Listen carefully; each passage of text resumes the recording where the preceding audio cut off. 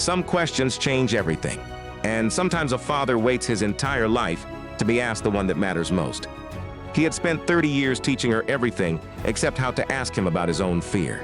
After 25 years of marriage and 30 of fatherhood, Michael knew exactly what he was about to do. Break his own rule, the rule he'd lived by every single day. Keep your fear to yourself. And she asked him the one question he'd been waiting 45 years to answer. Michael's voice beginning, yeah, I was scared, every single day. Michael sat very still, his hand still touching the wedding ring on the chain around his neck. Emily waited, giving him space the way she'd learned to do over the years. She could see him thinking, deciding whether to open a door he'd kept locked for decades. He said finally, his voice quiet and rough, "Yeah, I was scared, every single day." Those words seemed to exhaust him even as they freed him. Emily reached over and held his hand. He didn't pull away, that was new. "Tell me," Emily said simply. "Please." Michael looked at his daughter. This woman he'd raised alone, and he realized that she wasn't the little girl anymore who needed him to be strong. She was an adult. She could handle the truth. And maybe, finally, he was tired of carrying it alone. "When your mom got sick," Michael began, "I wasn't scared about the obvious things. The medical bills, the insurance, whether we'd lose the house. I was scared about those things. But that wasn't the deep fear." He paused, searching for words he'd never spoken aloud. "The deep fear was that I wasn't enough, that I couldn't be both the person who provided for you and the person who was there for you emotionally, that I would have to choose, and I didn't know how to do both." Emily watched her father's face. She'd seen him cry exactly twice in her life, once at her mother's funeral and once when she graduated from college. In between, she'd barely seen him struggle, but now she understood. She'd seen nothing. She'd seen the version he showed the world, the version that said, "I'm fine." When she died, Michael continued, "I thought the fear would go away, like somehow the worst thing had already happened and everything else would be manageable. But it wasn't like that. The fear actually got worse because now it was just me. Just me making sure you ate enough, that you went to school, that you didn't grow up thinking your father was cold and distant. Just me trying to make sure you knew you were loved." Michael's voice cracked slightly on the last word.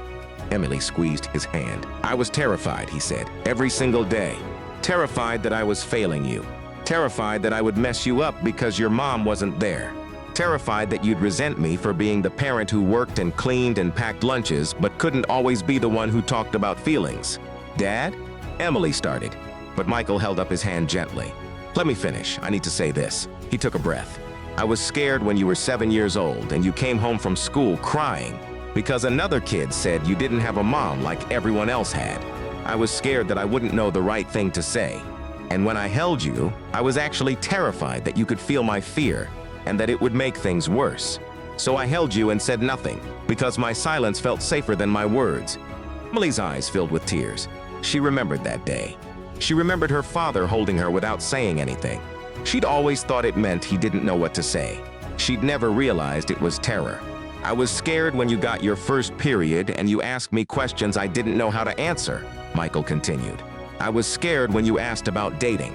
I was scared when you went to college and I dropped you off at the dorm.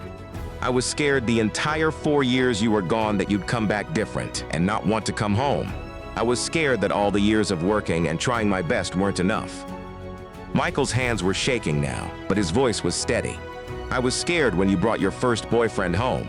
I was scared when he wasn't right for you. I was scared when you dated the one I did like and you broke up anyway. I was scared that I was giving you bad advice. I was scared that I wasn't giving you any advice at all." He looked directly at Emily. "The truth is, sweetheart, I was scared of everything. And I spent 30 years pretending I wasn't so that you could feel safe. Because that's what I thought being your father meant. It meant never showing you that I was struggling. It meant being the strong one, the one who could handle things." Emily was crying now, not bothering to hide it. "You never stopped," she whispered. "I'm 32 years old and you still do that. You still won't let me help you. You still won't let me know when you're struggling." "I know," Michael said. It was an admission and an apology at the same time. "Why?"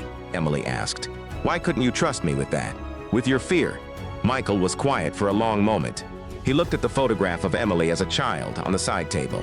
5 years old, smiling at her father's birthday party. No worry in that face, no knowledge of the adult complexity that was coming. "Because you were mine to protect," he said finally.